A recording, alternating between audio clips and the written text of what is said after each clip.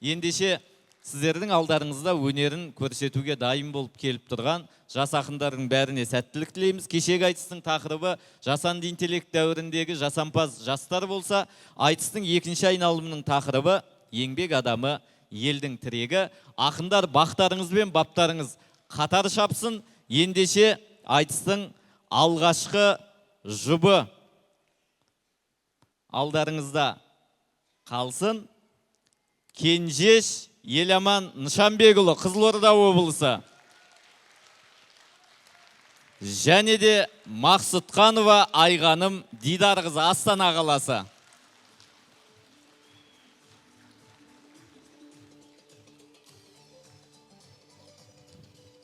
Бүгін бір қызық, керемет сөз тартысы болайын деп тұр. 4 қызға 4 жігіт төтеп берем екен, тамашалайтын боламыз.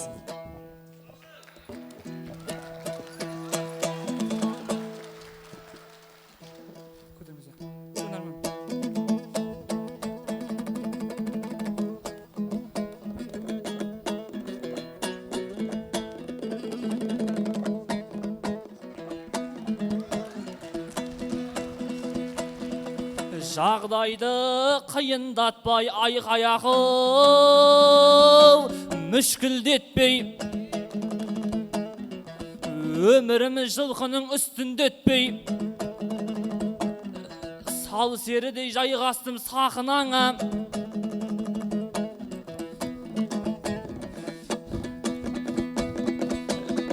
сал серідей жайғастым сақынаңа, қалмауы мүмкін бекен күштің жетпей, финалға өтсем болды деп келіп ем, финалға өтсем болды деп келіп ем, адамдай жүрген ішінде қышқыл жетпей, айғанымен жұп қыпты сақына, айдидар жұп қыпты айғанымен, айдидар жұп қыпты айғанымен,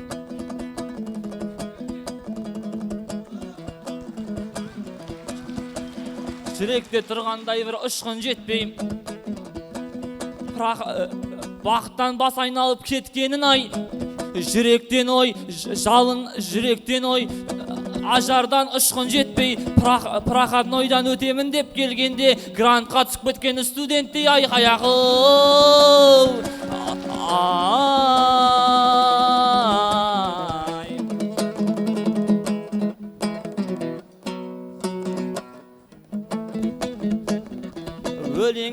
Өлеңім өтірікпен астаспаған, бірінші сөз бастаудан қашпас балаң. Ақтысынға шыққанда дәл осылай, жөн шығар мықтылықты растаспаған.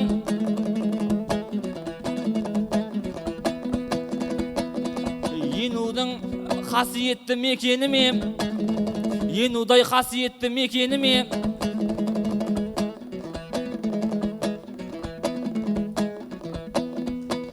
ешқашан осал жандар бас қоспаған. Аман жол Серікзат пен Дәулеткерей ағалар мен Айбындет ескі астанам. Бүгінгі диқандар мен ғажап болып, жастардың барлығында рас қоспаған. Серікзат ағамызға мың рахмет. Топ жарған клубымен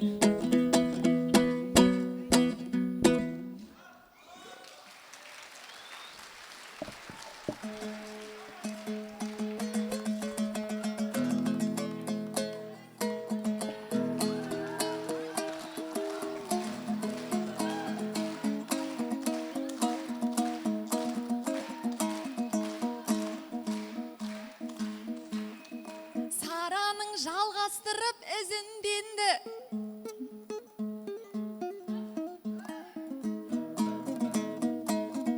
Ағайын айғанымның жүзін көрді. Айналып қайта келдім алдарыңа. Қыздарың қиялмай жүр қызырыл елді. Сондықтан қиқу салып отырыңдар. моншақтайын тізілгенді, шашпаудың елеңдеткен сыңғырымен шаршы топ жарып шығып, қызың келді ай ой.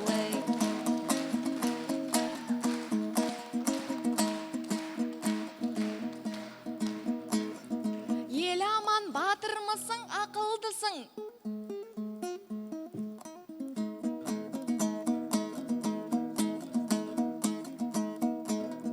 Байқаймын жетпей жатыр ақыл күшің. Астананың қызы мен айтсам деп.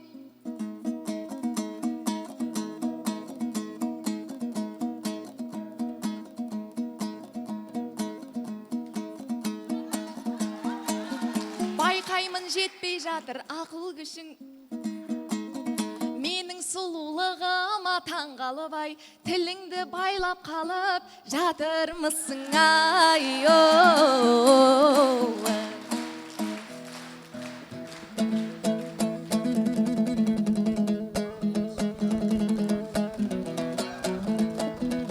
Өлеңім бұндай сәтте өрілетін, мен емес бұндай сәтте ерінетін.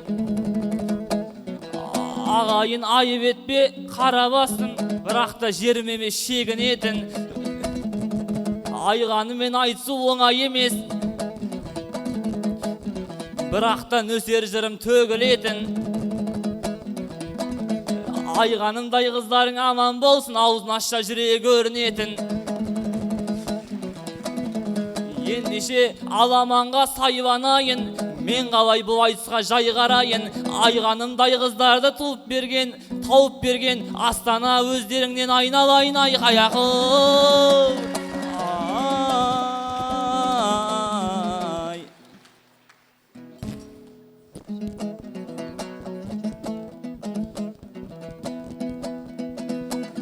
Büyük koy қашаннан да бағаң елім. Büyük koy қашаннан да бағаң елім. Кірліктің көрсең дағы бар әлегін. Тоқайып кеше ғана медал тағып,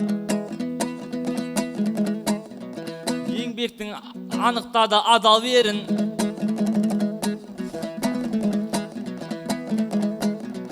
Маған салса әсерлі әрекет қып, батылдау қадамдарға барар едім. Көшеде сыпыратын апалардың барлығына медалды тағар едім.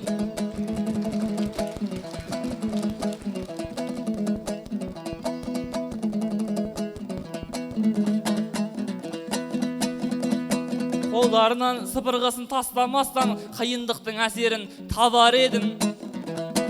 Сырға таққан сыланған әншілерді сахнадан сыпыртып салар едім.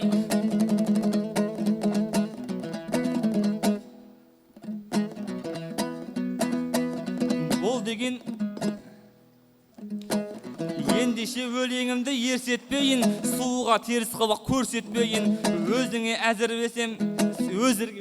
әзірлеген сыйлығымды ел алдында қалайша ершетпейін. Шешегі аңныр қыздай үксіндей қайтарып жібермеңіз берсек кейін. Жігіттер күлді бермен әкеліңдер, бұл тартуды несіне бөлшектейін.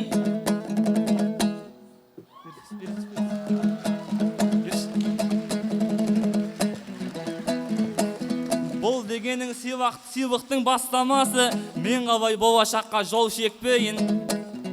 Күйшінің айғанымдай ару қызын желді күнді терекке теңсертпейін. Айтыстан соң апарып ауыма өзім тартып беремін келіншек кейін айқаяқым.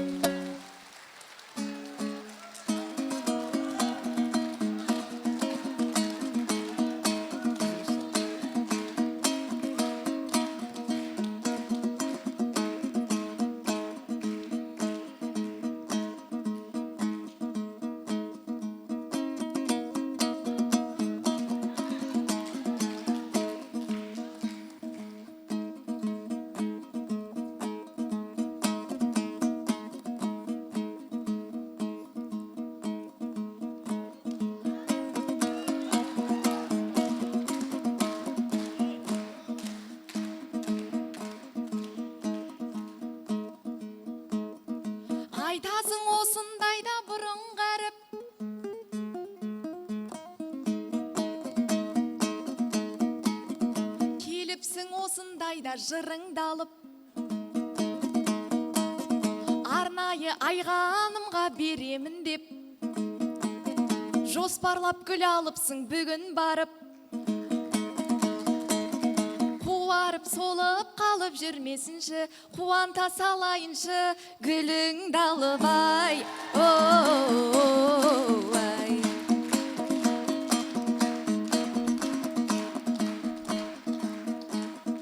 Ел аман сөздеріңмен арбаймысың?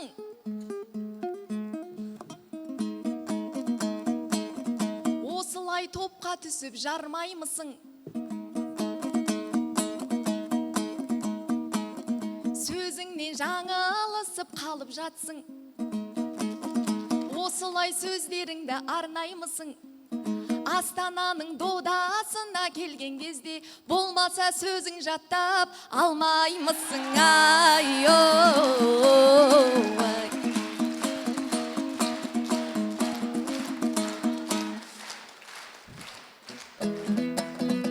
Жаратқан сөз сөйлеуді қолайып еткен, жаратқан мерейімді арайып еткен, айғанымдай қыздармен айғанымдай қыздардың қасына кеп, айғанымдай қыздарым қасына кеп, ел амандай жігітке арай төккен. Суым сасып қалсам жөнім бар ғой, есендеспей жүредім бұлай көппен. Жұмақтан ғана көрер қордың қызын, сақынада бірге көрген оңай деп пен аяғы.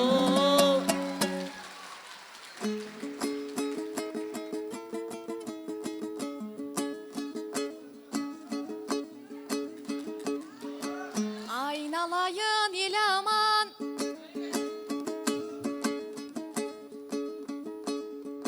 жүре берші сен аман.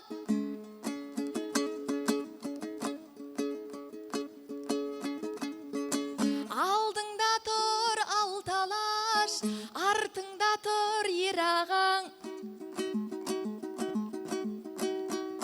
Сырға алып кетем деп, сырға салып кетем деп, келіншек күйін тартам дейді, ел жүрейді ау ер адам.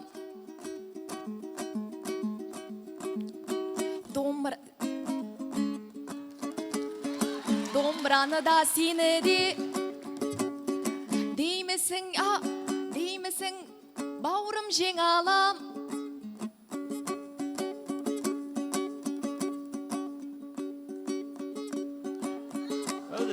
Махаббат сенің не теңің, достық қолымды бер алам.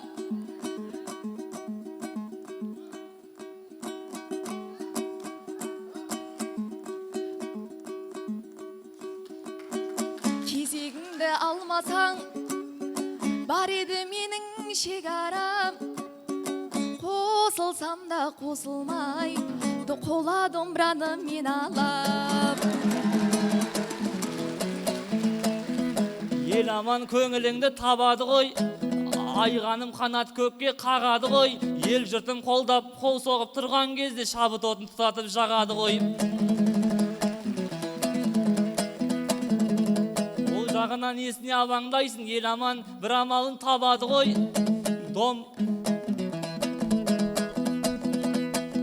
Гүлімді қолың алдың мына бүгін, ел аман сені қолға алады ғой. Қолбаны сен алсаң да мен алсам да, түбінде біздің үйге барады ғой, айқаяғы.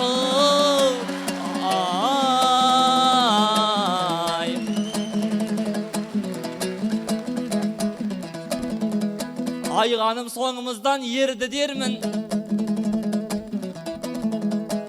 келісімін біздерге берді дермін. Ағайын осы менен қошаман бол, ел жұртым қолдайды деп сенді дермін. Сақына қасында жүп болып отқан айғанымды сақынаның сыртында көндірермін, айғаяғым.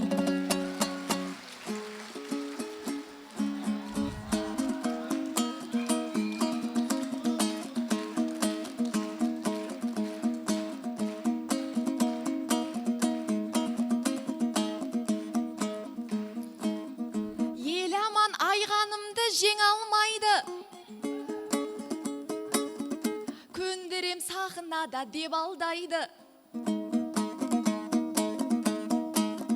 Мына халық бәрі менді көрмеймісің?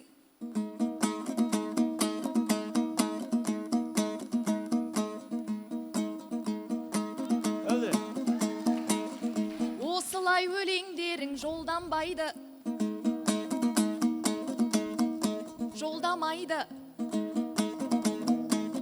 Гүлменде басқа менде көндірсең де, бұл халық мені саған бере алмайды. Ай, Демеймін сөздеріңнің жаныңыз бар. Айғаным қыз еместің жаның ызғар. Ел жұртың бер алмайды деп айтасың, дегендей қиналмай жүр табыңыздар. Мен абан дебем елім қолдап кетті. Айтатын сөздерінің жанымыз бар. Ағайын қосылғанды қалап тұрсаң, дегендей тостығырға қоныңыздар. Осы менен айтса аяқтайын, қосақынды қос қолмен шығарып салдыңыздар аяқ. Рахмет, қошаметтеріңіз. Бала соққан пышақтың басы жарық демекші, ол жас ақындардың, оқушылардың айтысында болып жататын жағдай, бірақ сахнаға дәл бұлай салғырт қарауға болмайды. Бірінші жұптың бағаларын бердіңіздер, құрметті қазылар. Еламан Кенжеш, Қызылорда облысы.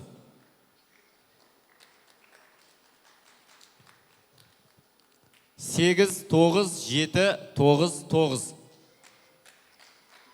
Айғаным Мақсұтханова, Астана қаласы.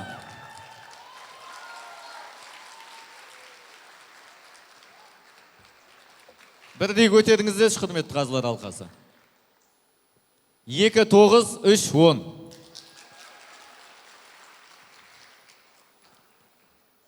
Екінші жұп ақындарын ортаға шақырайық. Кеше ғана ерекше өнерімен елді тамсандырған ақын қарындасымыз Ақнұр Зинулла, Алматы облысы. Ақнұрмен айтысатын Ақтөбенің намысын арқалап келген шайырымыз Белес Өтепберген.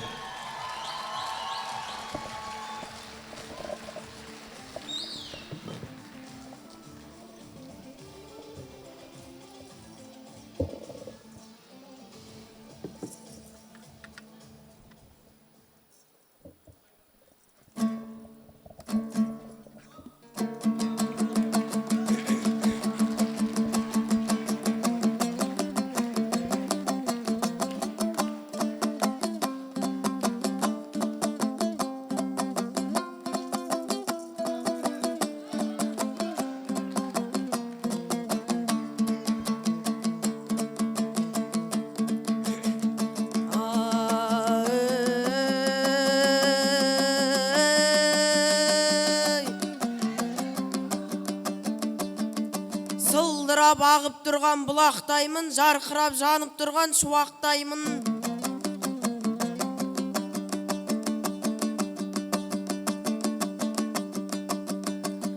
Шаршамай айтысуға дайынмын мен, додаға салсаңдар да сынапқа үйгін.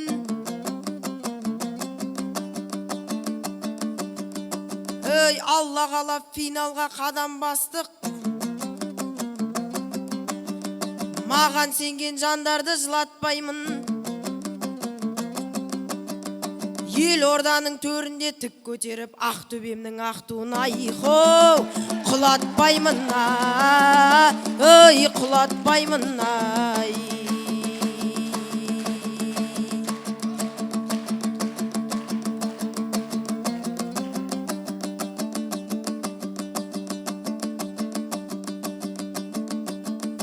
Жастардың мейірім бар жүзіндесін, біздерді соңымдағы ізімдесін. Байқасам көрерменнің көбі студент, белесті інімдесін, кіжінбесін.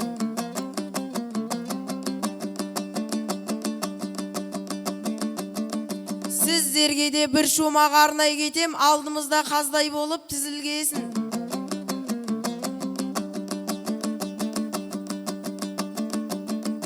Сессиядан құламай ешқайсың, бәріңнің дипломдарың қызыл болсын.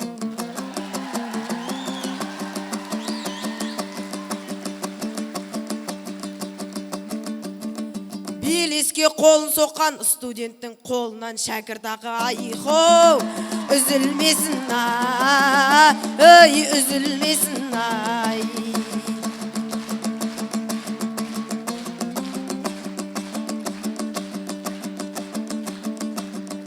Белесін қызы көріп от алыптай, Ақнұрға қарсылас боп тақалыптай. Жазба ақын болсам егер саған арнап, поэзия жазар едім Шақановтай. Композитор болсам егер сен үшін деп, әндерді шығарар ем Илья Жақановтай. Бір айда 5 қызбенен айтыппын, дейсеңдер қай ақыннан бата алыптай. Ей, Ақнұр бүгін мазаңды алам сенің әйгілі ақын. Мақсат айхоу, Ақановтай ай, Ақановтай ай.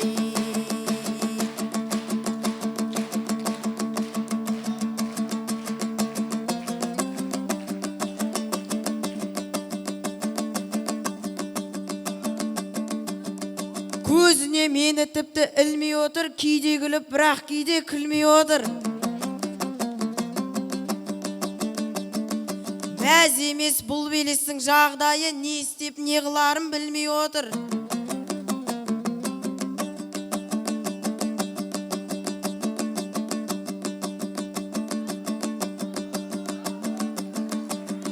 Ағайын түсінерсіңдер жай киімді жүрегіме әмірім айхоу жүрмей отыр ай, жүрмей отыр ай.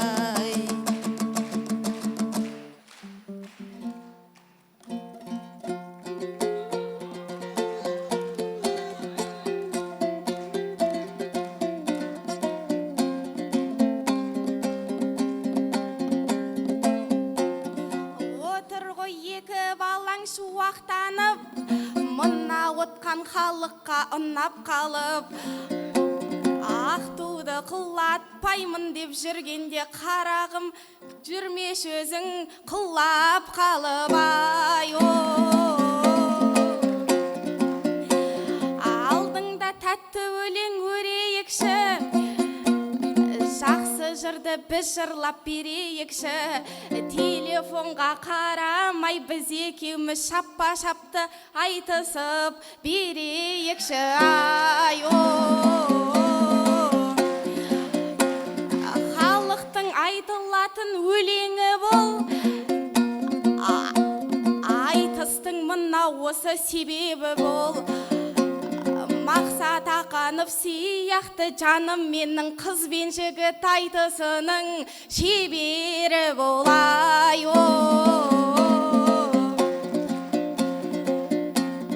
Ақнұрдың кім екенін білгізейін, жақсы өлеңді санаңа ілгізейін. Жүрегіңе әмір сенің жүрмей жатса ендеше қарағым ау жүргізейін ай.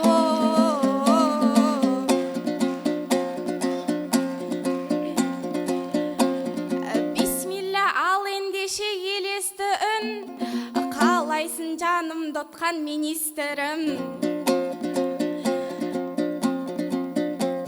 Астана қаласында ешбір уник Еуразияға жетпейді деп естідім. Армысың алдымдағы көрерменім. Жайлы ақпарат көп естідім. Алдындағы астарын алды менен Инстаграмға салатын жемес бұрын.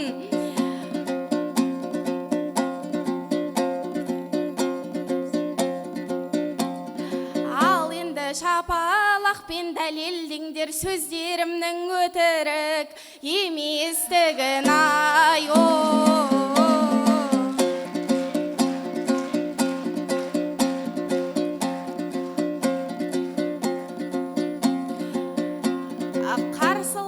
Басымды бұрып қалдым, ойымды осы жерде құрықтармын. ағайын мына жағдай қызық болды, бұл жағдайға өзім де күліп талдым. Күл алматы белесті бағындыр деп ауылдан шыққан кезде ұрықтандым. Кеш осында айтысып финал өтіп, ойдадым жоқ қолыма құрықталдым. Қарсыластың белестеп естігенде жағамды ұстап үн-түнсіз тұрып қалдым. Өздеріңіз көргендей міне бүгін ел қолдап аламанға мініп қалдым. Белеске шығамын деп келген кезде белеспенен бірігіп шығып қалдым. Ай,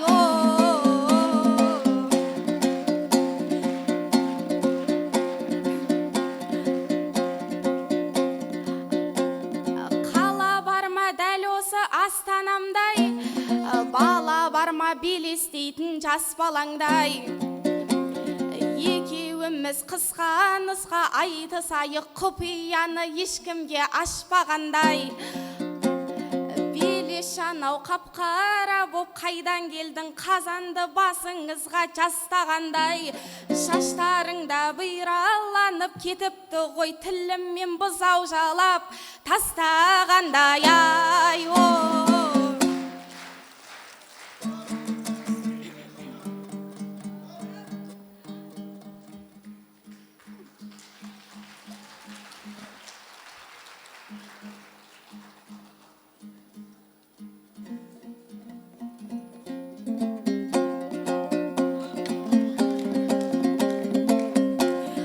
жанымда отқан мынау балаң екен, қасқайып қарайды ғой маған көкем. Тіпті мына домбырасын жөндей алмас, айналайын бұл сараң балаң екен. Ай,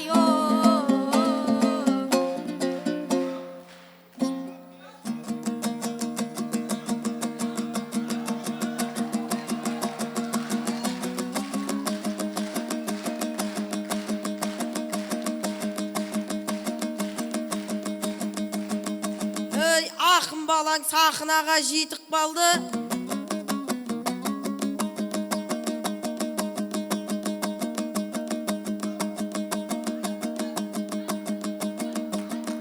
Бір қайыры болар екен деп етік қалды.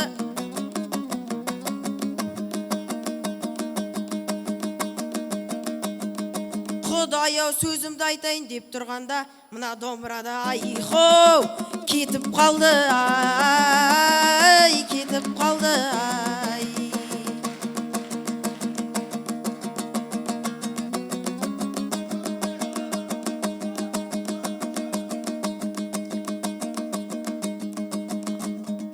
Ақтұр қызың ақын болып жақын келді.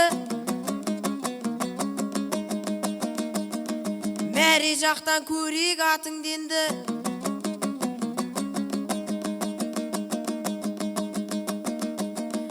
Ей, туған жерім Шалқары Ақтөбенің ол жақ.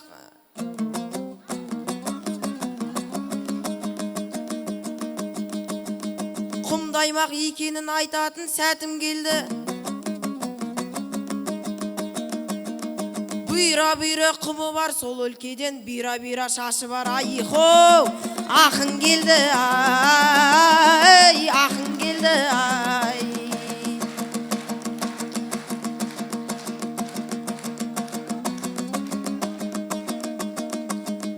ақының түр жырларын ақтарғалы,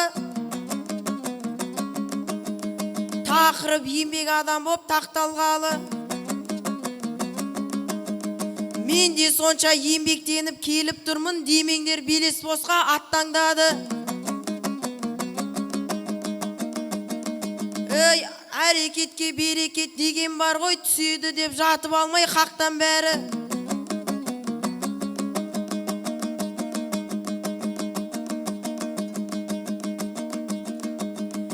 Екі пойыз ауыстырып әрең жеттім, 5 күн бопты ауылдан аттанғалы. Қолаға қол жеткізу оңай емес, дұрыс емес пе белестің ақпарлары.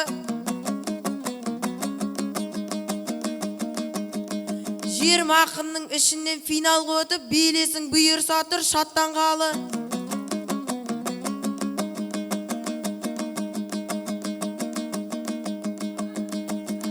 Тынымсыз дайындалып еңбек еткен бір ақынның домбырасы тұр қоламен қапталғалы.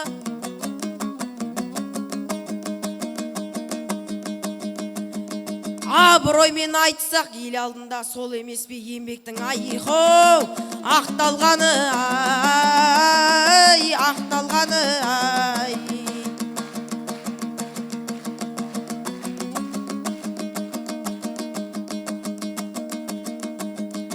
Ағайын болайын деп тұр мынау бөлек,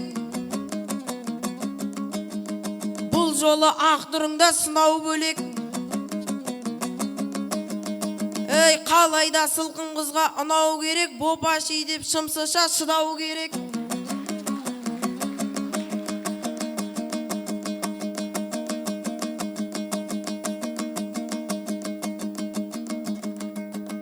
Бұрылып отырайын қарау үшін, қарамаса жатып алып жылау керек.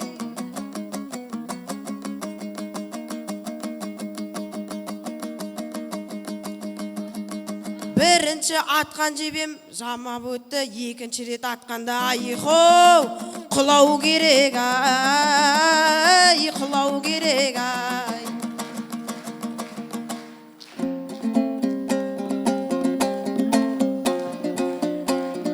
Әпкесіне сөз айтып інілері осылай болмас жерден сүрінеді. Бұл белесін кеше ғана шұғылаға, сүйем күйем мен сені деп күліп едім. Маған келіп енді бүгін сөз айтады, аузыңнан шыққан сөзің ірімеді. Сен секілді інілерім үйімдегі алдымда құрдай болып жүгіреді. Айналайын белесжан болар бала, ілім менен білімге жүгіреді. Болмас бала осылай ел алдында әпкесіне сөз айтып білінеді ай.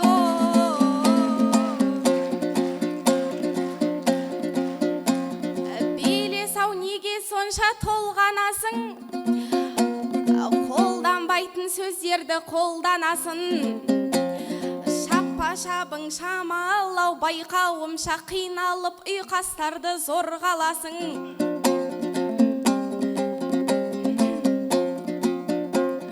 Шашыма тистің ғой деп мына менің шыбық жейтін баладай қорғанасың. Басыңды өлең кесіп алатындай шашымды айттың ғой деп қорланасың. Шашыңнан басқа енді неңді айтамыз, шашыңнан басқа ештемең болмағасын ай.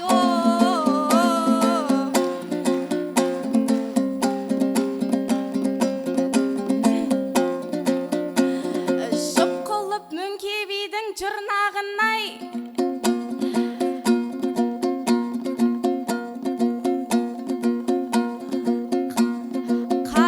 шық деді ғой бір жағынай. Астанаға ақындар жиналды ғой, айтысқа дайындалған бір жарымай. Соның бірі Нұрислам мен айтысып ем, мен кеше қар өлеңге тіл жағып ай. Ал ол болса әжесін ертіп келіп көрдіңіздер бір қулық қылғанын ай. Одан бірақ үйтіп бүйтіп құтылып ем.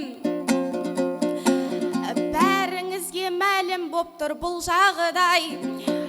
Ал бүгінгі қарсылас белес боп тұр. Бет жүзіне қарасаң бұлғарыдай. Емін еркін айтысам ба деп отырсам, анасын ертіп кепті бұлдағыдай.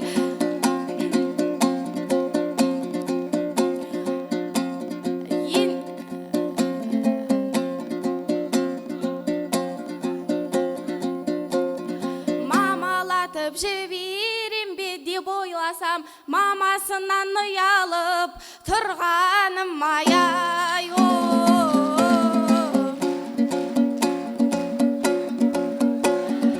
Үш қоңырдың аулынан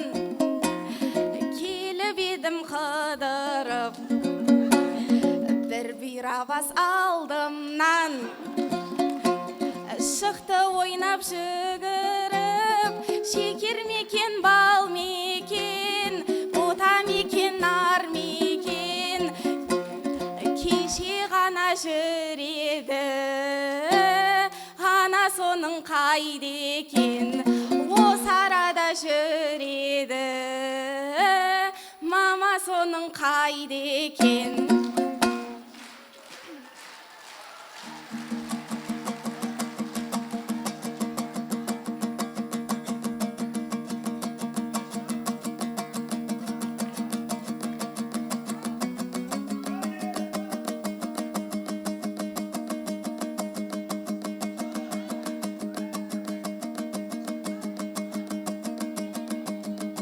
Шұғылаға қырындадың деп ұрынама,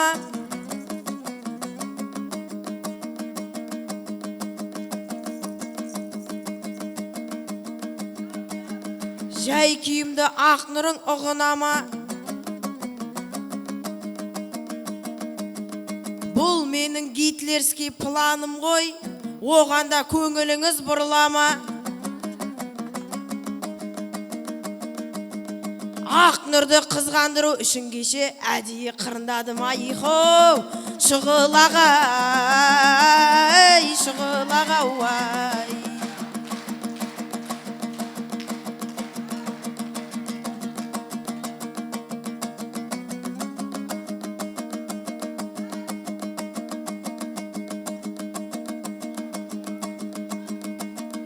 Жас ақындар қолаға таласпай ма, атағы аспаннан да әраспай ма?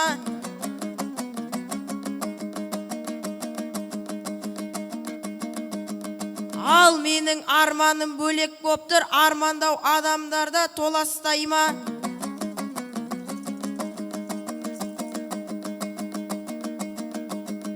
Мейірбек көкемнің сөзі қабыл болса, халықта риза болып тараспай ма? Алтын домбырада бір емес екі үй берген ағалар біз мұна бізге де қараспай ма? Белес холдинг компаниясының үйлерінде белестей ақын тұрса айхоу, жараспай ма? Ей жараспай ма уай?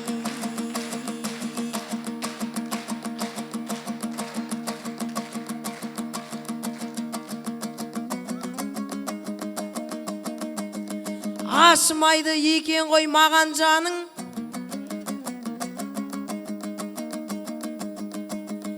мен үшін қымбат бірақ бағаң бағың.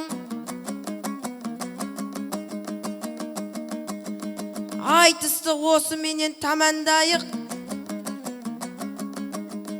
сәттілікті тілеймін саған жаным.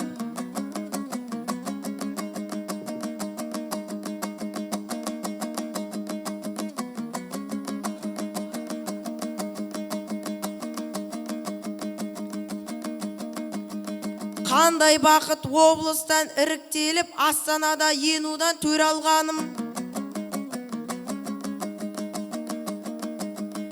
Қандай бақыт финалға өтіп кетіп, мықты ақындардың ішінде бола алғаным.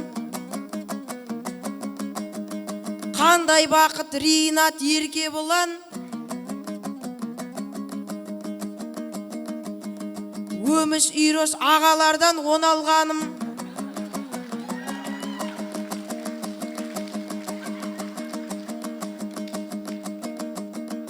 Супер финалға шығарсаңдар қарсы емесмін, оғанда қиналмаймын.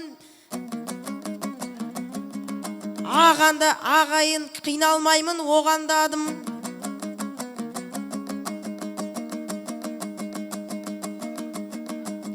Жүлдемен ауылыма жетіп алсам,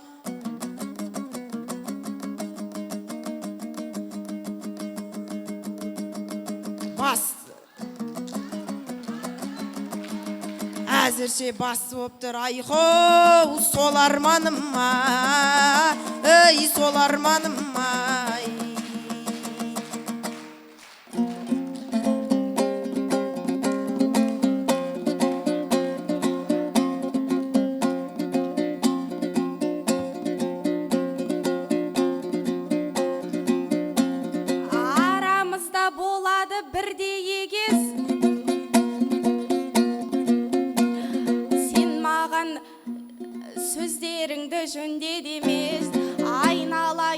абыройды ойлап жүрші әрқашан айтыстағы жүлден емес ай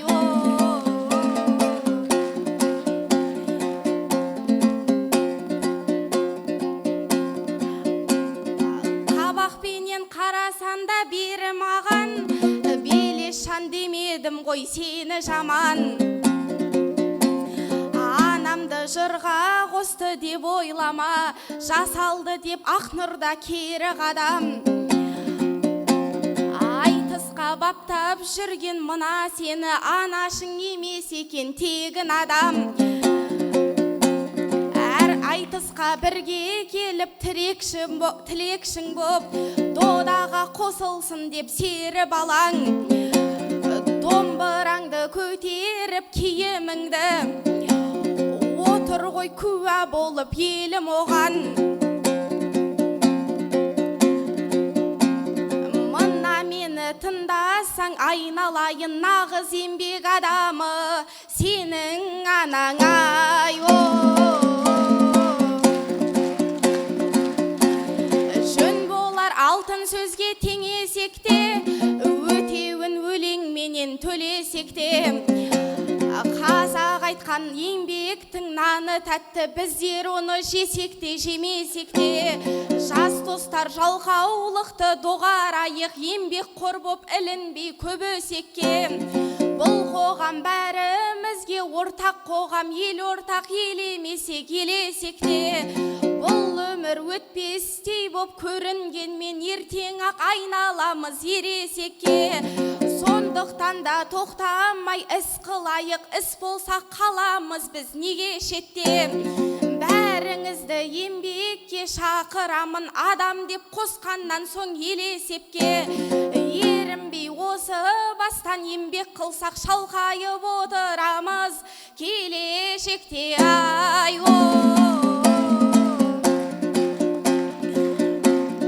Астанам әрқашанда ұлы алашым ордаңа қонақ келсе қуанасың Сендерді көрсем болды елестетем Астананың бәйтеректей мұнарасын Себебі ауылыңа қонақ келсе құрметпенен төбеңе шығарасын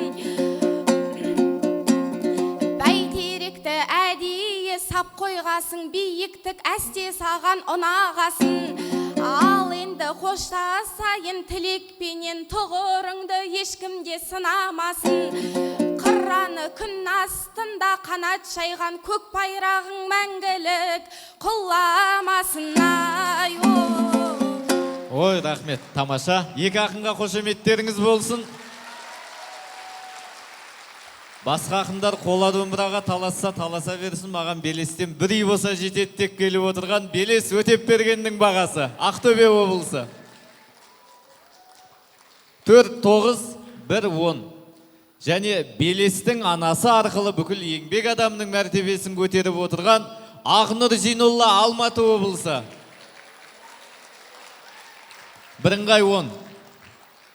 Екі ақында осы залда отырған жастардың еңбегін бағалап айтып жатыр. Шынымен басқалар Хеллоуин деп басы қатып жатқанда төл өнеріміз айтысқа келіп, ақындарға қолдау білдіріп отырған осы жастардың барлығы еңбек адам десек болатын шығар. Батыстың Хеллоуин емес, бабасының төл өнерін қолдап келген барлық жастарға ақындардың атынан алғыс білдіреміз. Ендеше үшінші жұп ақындарын сіздердің қошеметтеріңізбен ортаға шақырайық. Мейіржан Баршынбай, Павлодар облысы. Және Мейіржанмен айтысатын Інжу Жаңабай, Жамбыл облысы.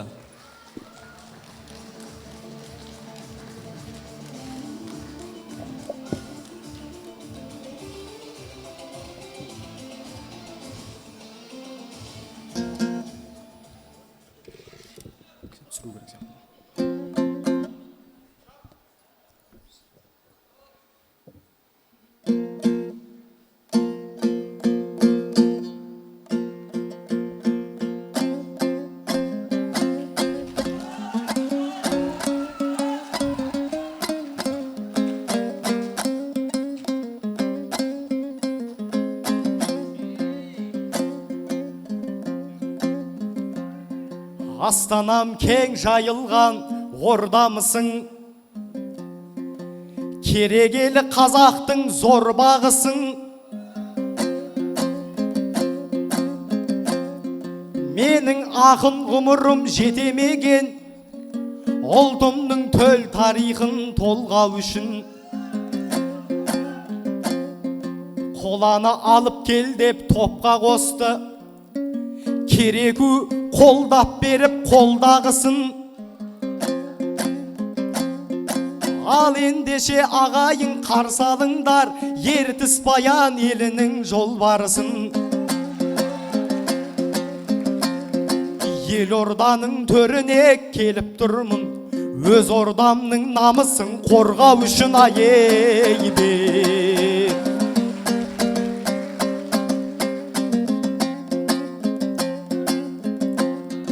Таңдайынан жырдаққан, дастандаққан, ақынның әр сөзінде астар жатқан.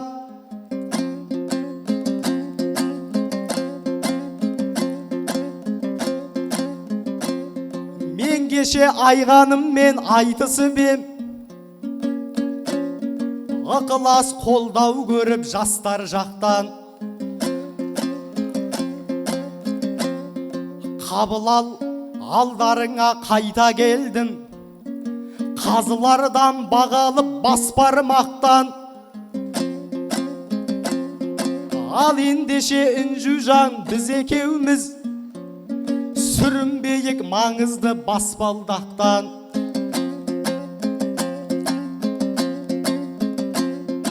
Ағайын мына менде арман барма, қызды көріп бөркімді аспан қатқан.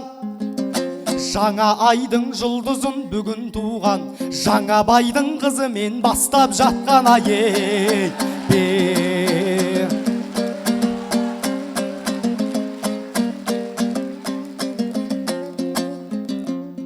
Қыз едің Тараз дейтін ескі ауылдың,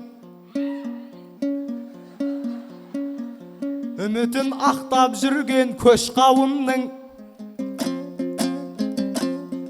Әкеңізді зал жақтан көріп тұрмын, бақытың қатар тілер қостарының. Кешеде айғанымның әкесі кеп, бірі боп тұрған еді тосқауылдың.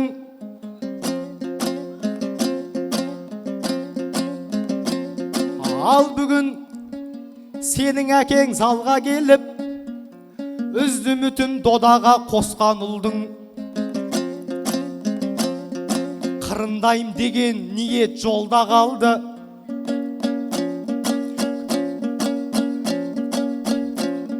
Күлгім келіп тұрған жоқ босқа бүгін. Асқар тауын ерітіп кеп мына қыздар, тасталқанын шығардау жоспарымның. Айей бе.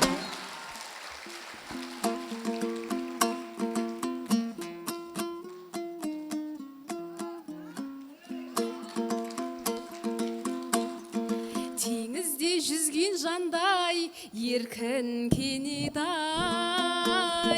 менің де шабытым мен нүгай-ай, сертім бөлек ай. Жаңа байдың сол қызы жаңа айда, бұйыртса мына сені айқын жеңет. Ескемес көне Тараз деп айтсаңшы, әр нәрсені атыммен айту керек. Әкемнен айдаладан қорқып отсың, мұныңды енді қалай қорту керек. Маған құрған жоспарың қандай еді, ер жігіт неге тізгін тарту керек. Асқар таулар болмаса қасымызда, сенің де бізге қояр шартың бөлек. Әкеге ергендерден емес қазір, әкеден безгендерден үгай-ай қорқу керек. Тақырып еңбек болса ойландырған ай, шығарған баптап талай Тайжамбылдан нағыз еңбек адамы менің әкем Сандодада жүйрікке бәйге алдырған. Арнайы айтыс мектеп болмаса да шәкірт іздеп жүреді әр ойдан қырдан. Мені де ақын қылып топқа қосып, бағымды осы кісі әй жандырған. Әулие таныған емес, әулетті де ақындар мектебіне өгей ай айналдырған. Аттерлетіп келгенде алыс жақтан Мейіржанға кезіктім жарысты отқан. Сен шыққан жер қасиетті керегі ғой, қойнында батырлар мен арыс жатқан. Кешегі машқұр Иса жаяу Мұса атағын алталашқа қарыштатқан. Сұлтан Махмұд жарқырап күн болам деп қараңғыда қазаққа шам ұстатқан. Сен де сол текті өлкенің ұлы екенсің, сондықтан да бойыңда намыс жатқан. Қанекей сахнада бір жарқ етші, қазба байлық секілді өгей ай қаныш тапқан.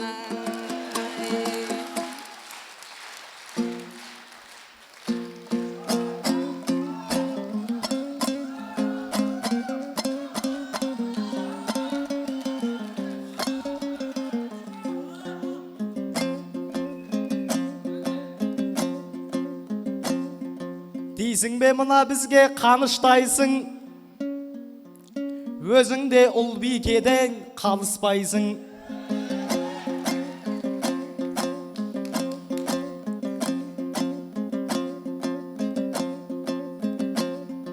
Әкеңе еріп жүрген дұрыс шығар, қашанда қызы болып арыстайсың.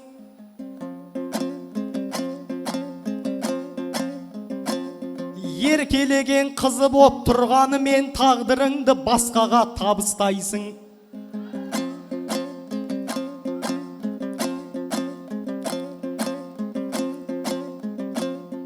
Тикток әке, Инстаграм шеше болған.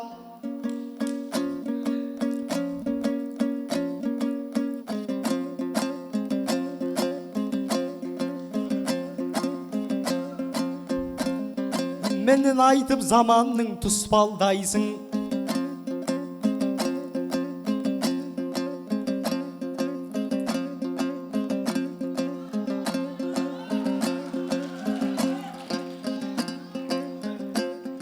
Әкеңді ертіп жүрсең дұрыс шығар, қашанда қызы болып арыстайсың.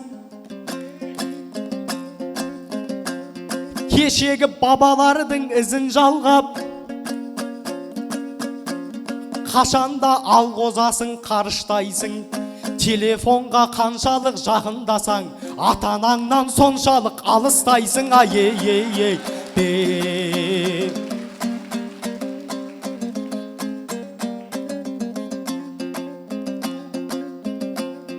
Ол едім намысымды ұштап тұрған, біз емес қар өлеңнен тысқап тұрған. Ескі мен көне деген екі сөздің екеуі бір мағына нұсқап тұрған. Ескі десем ауылыңды ренжейсің, өзімде бір ауылды қыстап тұрғам. Ескі ауылдар емес пе алыстағы жаңа Қазақстанды құрап тұрған. Ай-ей-ей-ей.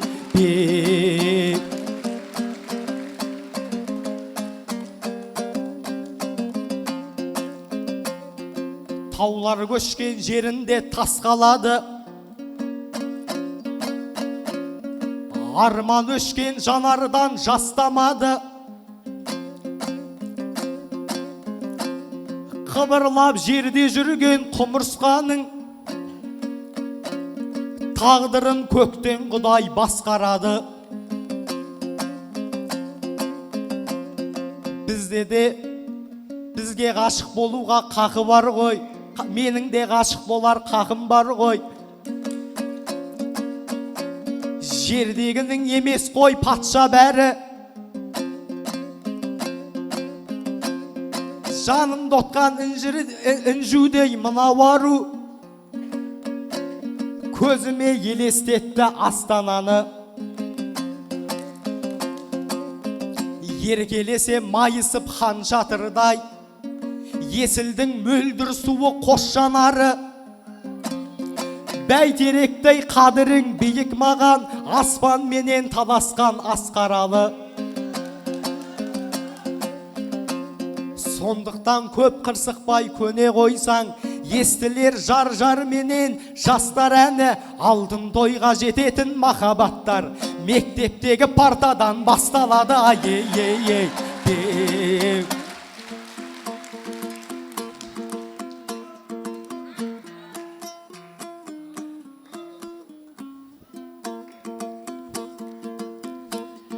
Қоғамда мәселе көп, кейде жөндер ай, телефонмен өлшенер сый беделдер. Соңғы шыққан айфон жайлы түс көреді анасын еркелетіп сүймегендер. Қыздарға бұрып отқан жанарында жауап айтам мейіржандай адал ұлға. Жаңаны сол ескілер құрайды деп осындай ойларды да қаладың ба? Біздер жаққа газ таза су жарық келіп, ескі ауылдар айналған нүгай жаңа ауылға.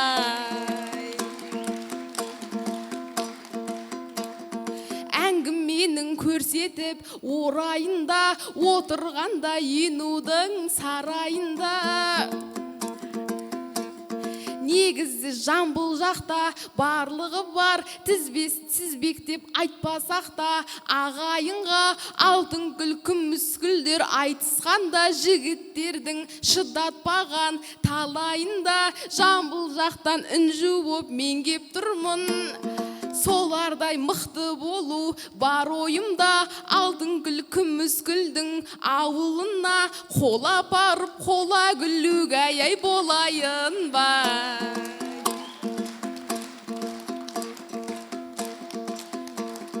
Басталғанда айтыста талас бәйгі, бағыңмен бірақ ешкім таласпайды. Қыздар менен айтысқа шықса осылар, үйленем сүйемін деп, үйленем сүйеміннен әр аспайды. Қыз бен жігіт айтысы ондай емес, осындай түзету керек оғашайды. Арулар мен айтыстың хашебері, аман жол аға әті алаш қайғы. Мейір жандар қитетсе той жасайым деп, ел мен жерді айт десең жағашпайды. Бәріңнің айтатының бір әңгіме, бәріңді қандай молда аластайды. Отау құрам деген сөз қарап тұрсаң, оқушының аузына өгай жараспайды. Мықты боп көрінгесін аймағыңда, барлығы оңай болады деп ойладың ба? Кеше ғана айтысып, айғаным мен сүйемін күйемін деп сайрадың ба? Айғаным бірақ саған көнген жоқ қой.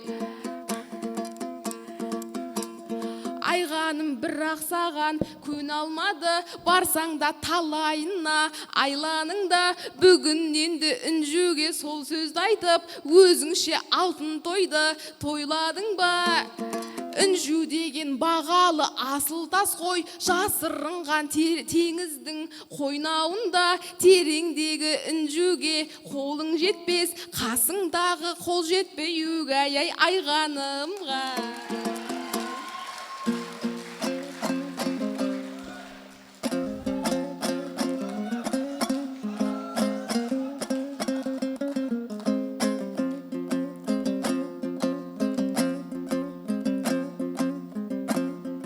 арланындай ұл едім түз даланың, дидарыңа қызығып жүз қарадым.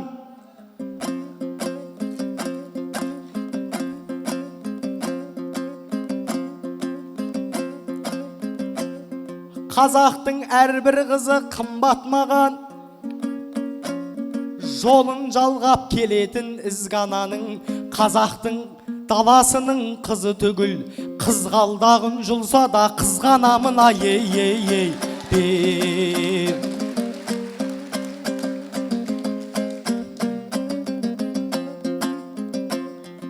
Інжуім саламын деп жөнде кеске, бізбенен келмей отыр бірген еске.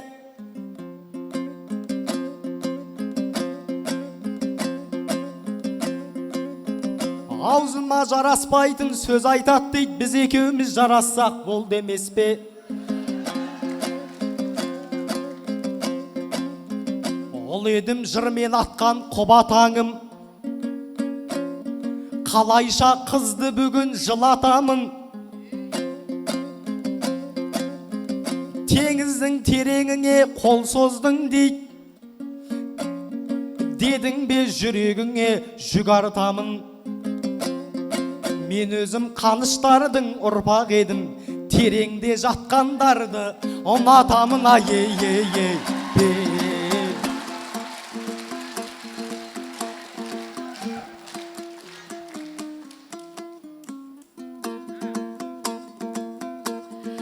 Айтыстың халық көріп қызған шағынай,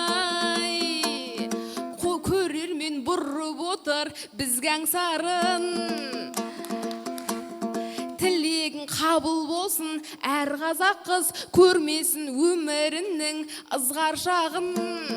Қаныштай терең жерді ұнатам дейді, құсыңа қолың жетпей қыздан шағын. Аман есен боп тұршы әр қыздарды, айдаладан қызғанған нөгай қызған шағым. Ой, бәрекелді. Тамаша айтыс болды дейме ағайын.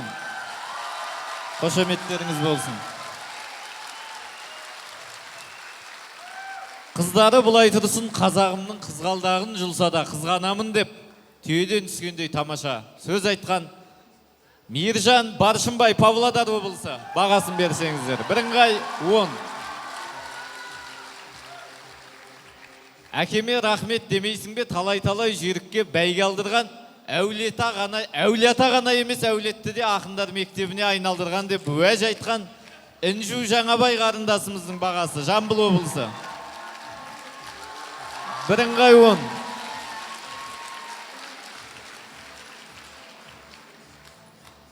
Енді ақындардың екінші айналымдағы соңғы жұбы тамаша бір тартысты айтыс болады деп сеніп отырмыз.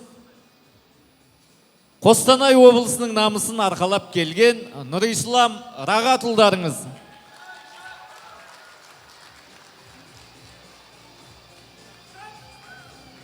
Нұрисламның домбырасының басында өкісі жоқ екен бүгін. Және Нұрисламмен айтысатын Шымкент қаласынан келген аяулы ақын қыздарыңыз Айша Бақтияр.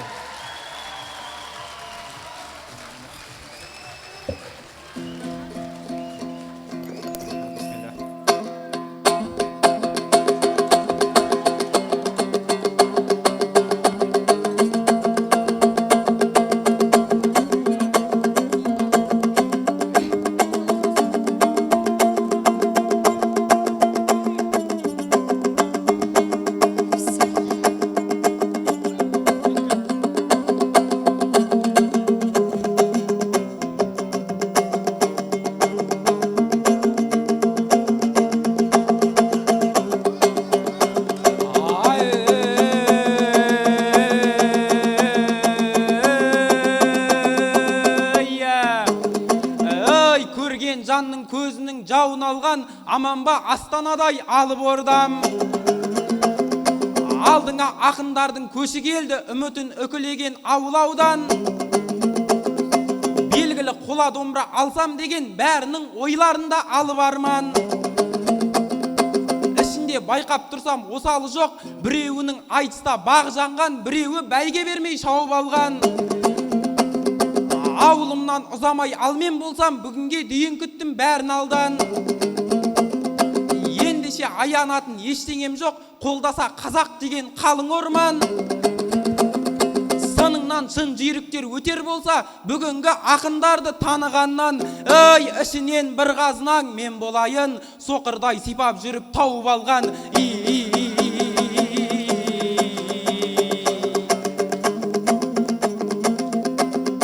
Ей, алауын жағайын деп мынау елдің, жалауын желбіреттім жыр әлемнің.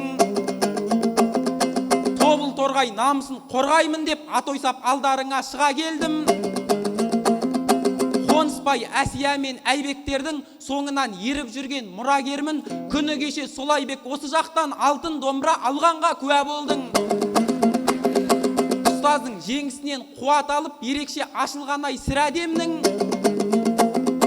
Ол кісі сосын маған бата берді, Нұрислам өзіңсің деп ұлан елдің. Мен алтынды апарсам, сен қоланы торғайға осы деді туар енгін. Сондықтан бүгін мені қолдаңыздар, батамен белді бекем буа келдім. Ей, ізім басқан құлыншақ ақынына бақытты жолын берсін құлагердің.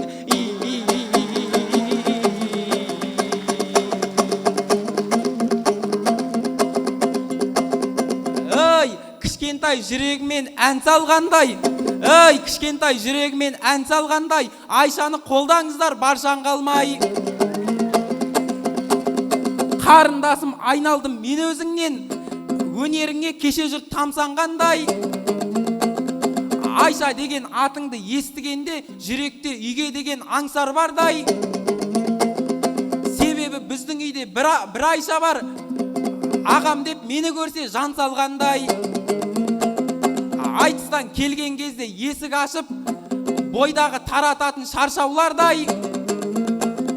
Маңдайыңнан сипайын бүгін сені, сондықтан ізгілікке жол салғандай. Ей, Айшаны көріп көңіл көтерілді, үйдегі қарындасым қарсы алғандай.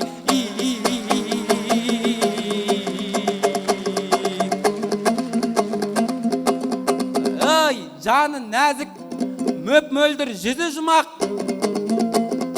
Айшатай қызын қарындасең бұзығырақ. Қарындас пен ағаның арасында ел күткен айтыс болсын қызығырақ. Қарағым, не десең де көтеремін, қай сөзден кетсеңіз де сізіліп ап. Балдай тәтті түріңмен маған қарап, елеңдеп отырсын ғой үзіліп ақ. Ей, бұрыннан қарындастың әдеті ғой, дегеніне жететін сызылып ақ.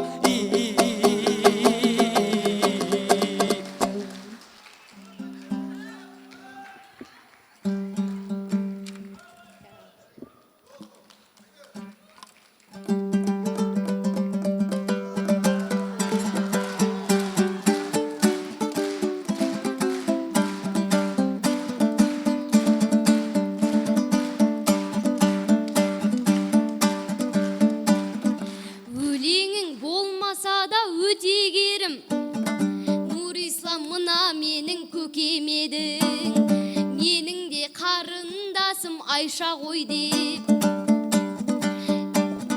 келеді бұл Айшаны жетелегің, маңдайыңнан сипаймын деп қояды, байқасам бетерден де бетер едің. Бәріміз біле тұғын бір ән бар ғой, Динадай айтып жүрген тәтелерің. Маңдайыңнан сипаймын деп қояды, ол менің тиіспеңіз жеке жерім ай.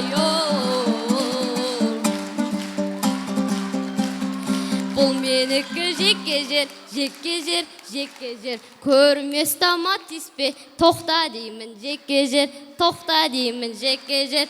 Тиіспе, ұстама, емесің бе бөтенер. Ағайын, мен додада жай жарыспаймын, сонда да қатарымнан әй қалыспаймын. Бүгін өңшең қыз жігіт шығыпты ғой, сондықтан халқым үшін байрақ ұстаймын. ағалар сүйем күйем деп жатыр ғой.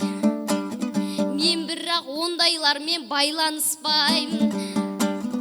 Бет аузыма 5 тонна бояу жақпай, тек қана тарақпенен айнаны ұстаймын. Көзімді бояумен де айналыспайым, көз бояушылықпен де айналыспайым. Ай,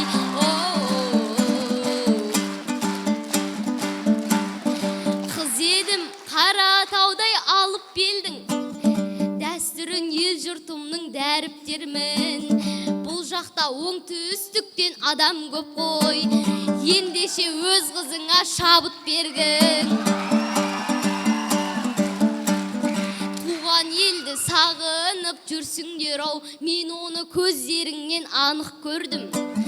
Арқадағы ел жұртқа арнайылап, қалтама бір тосын сый салып келдім. Айтыстан соң бір ауыз звондаңдар, бір уыс топырағын алып келдім.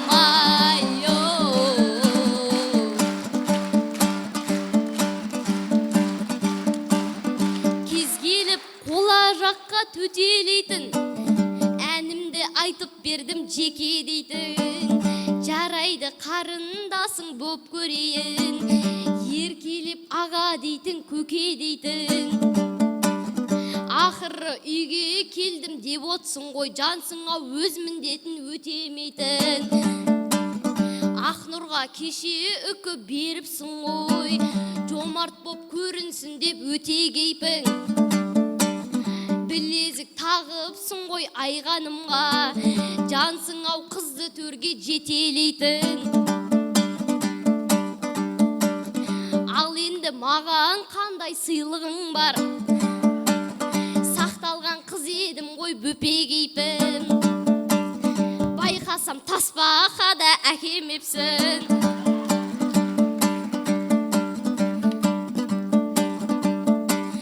Байқасам тасбақа да әкемепсің.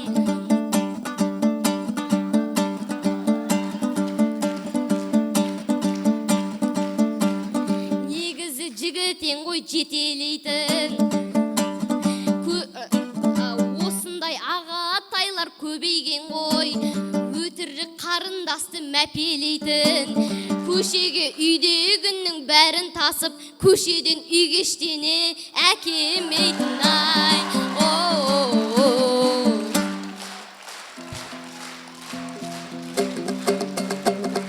Ай,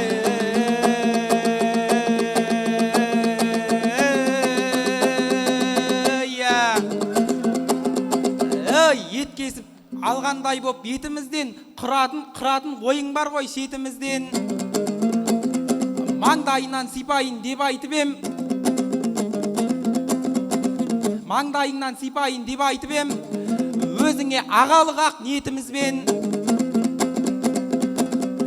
Жеке жерім деген өлеңді айттың, әр нәрсені жасаймыз ретімізбен. Ей, әйтпесе сипау түгіл айналайын, желді де өпкізбеймін бетіңізден.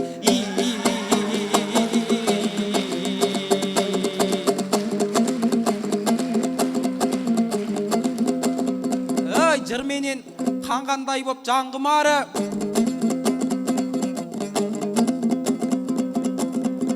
Айшадай ару естен таңдырады.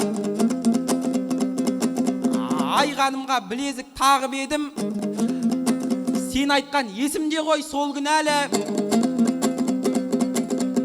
Өкілеп үмітімді өкі бердім, Ақнұрдың сұлулығы таңғылады. Мен де саған талайсыз беремін ғой, Айшатай көрінесің балғын әлі. Айшатай көрінесің балғын әлі. Көшеден үйгештеңе әкемейт деп, сондықтан маған жаппа бар кінәні. Сондықтан маған жаппа бар кінәні. Мен де сол жағын ойландым ғой, бұйырса бағымды Алла жандырады. Ей, алдымнан аға деп қарсы алатын қарындасқа апарсам деймін қола домбыраны.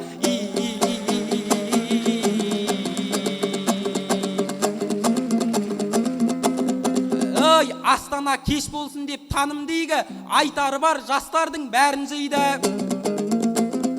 Кеше тақырып жасанды интеллект, кейбіреуі әрине даму дейді, ал бүгінгі тақырып еңбек адам, ондай жанды әркімде қадірлейді. Еңбек адам мен үшін, әрбір қазақ ел үшін жұмыс жасап жанын жейді. Әркім пайда тегізіп өз әлінше ризықты беретін тәңір дейді. Мәселе сол жұмысқа адалдығың абайда пайда емес арың дейді. Еңбек адал болмаса ол дегенің түбінде жағдайымыз ауыр дейді. Соны көріп өскен ұл есейгенде біреуден ұрлап тартып алып жейді. Ой, адалдың нанын жеген ұрпақ қана еліміздің ертеңгі қамын жейді.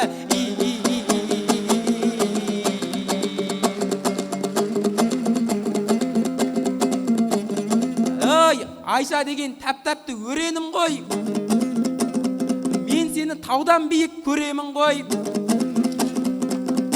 Аруларға сыйлықты сыйладың деп, ағаңның әр қадамын еледің ғой.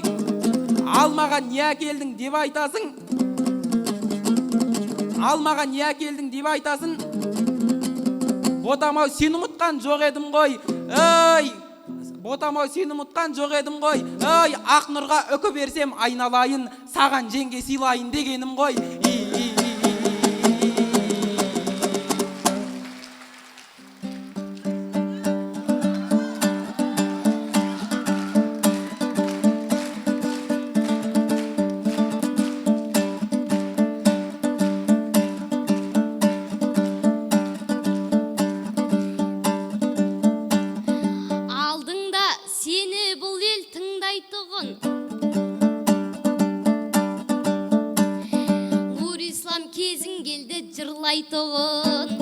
Ақ нұрды жеңге қылып сыйлаймын дейді.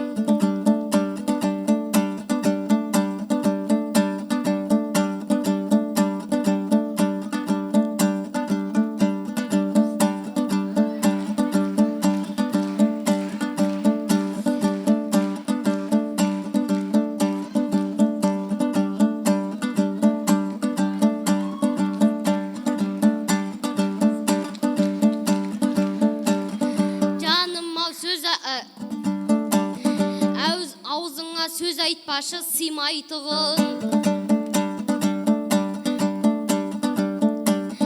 ол сен берген үкіні алмай кетті. Сол кезде жаман болды үйбәйтірің. Қоланы қарындасқа берем дейді, жансыңа өз-өзіңді қинайтығын. Сенде бірақ қолада ақ нұрда жоқ, бірақ қолада ақ нұрда жоқ.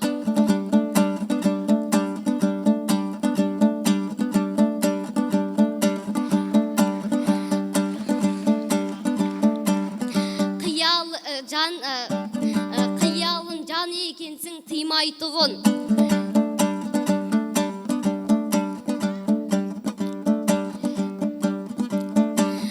Ағатай, сен не деген жомарт едің, өзінде жоқ нәрсені сыйлайтұғын ай.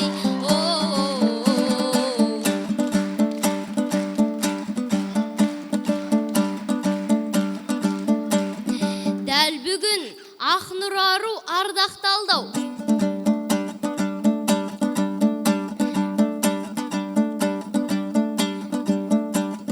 Сөз айтып сөзің соған салмақ болдау. Сен берген үкіңді де алмады ғой, бастаған әр тірлігің бардак болдау.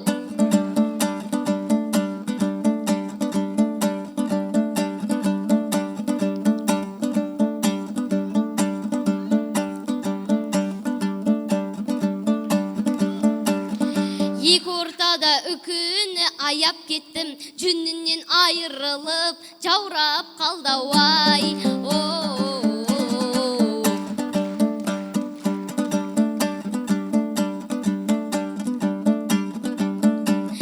Нұрислам, сөзің таудай тасып отсын.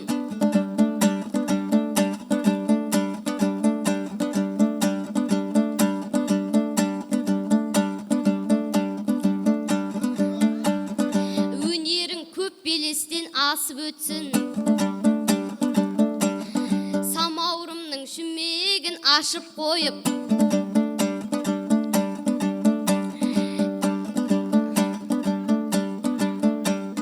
түгелдей сарқы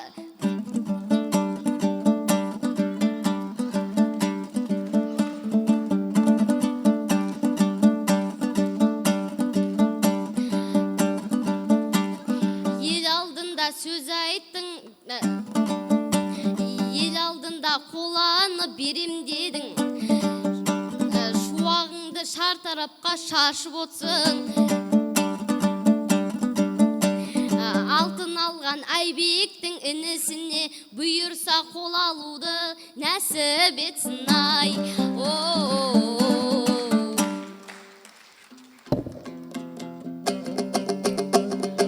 Ой,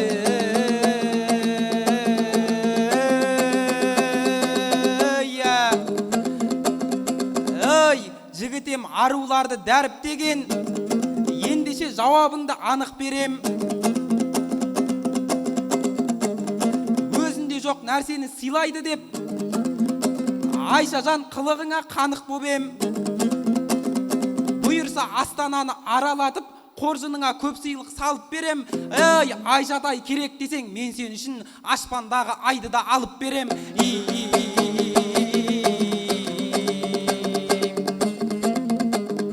Ей, екеумізді жұп қылған Алла мекен, тосылмай баса берші алға бекем. Бойыңда тектілігің тұнып тұрған, әр айтқан сөздеріңде жан бар екен. Қазақтың әр аруы сендей болсын, мен сені әрқашанда қолдап өтем. Қыз деген ұлттың ары деген сөздің білгенге астында үлкен мән бар екен. Ер болып аруларды құрметтесек, ел болып қаламыз ғой сонда бекем. Ой, қара көз қазағымның аруларын көзімнің қарасындай қорғап өтем.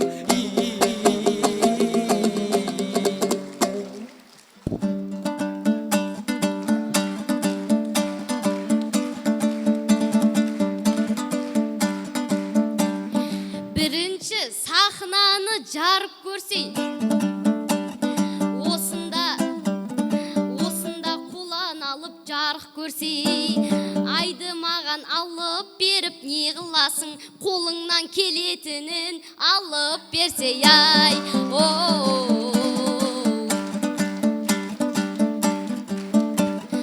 Астанам ежелден ақ аты мықты, дәл бүгін жырғымызын сапырыпты. Жаңа заман жайында жырлаңдар деп әр шақардан шайырлар шақырыпты. Жасанды интеллектің дәуіріндегі жасампаз жастар қылған тақырыпты.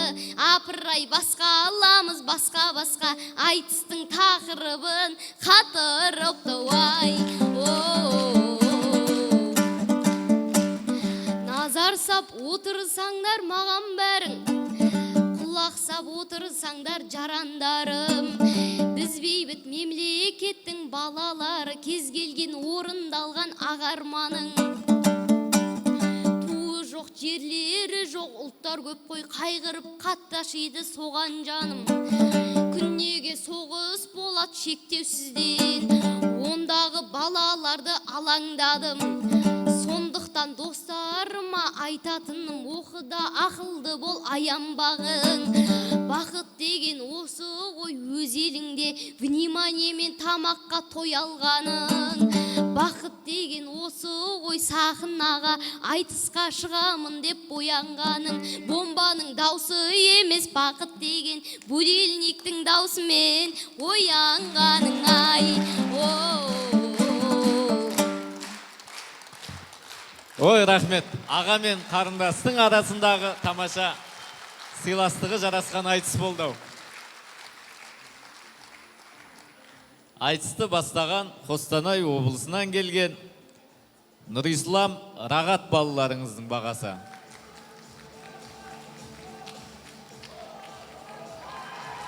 Біріңғай 10.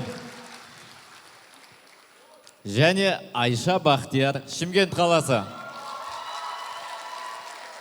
1-9, қалғаны 10.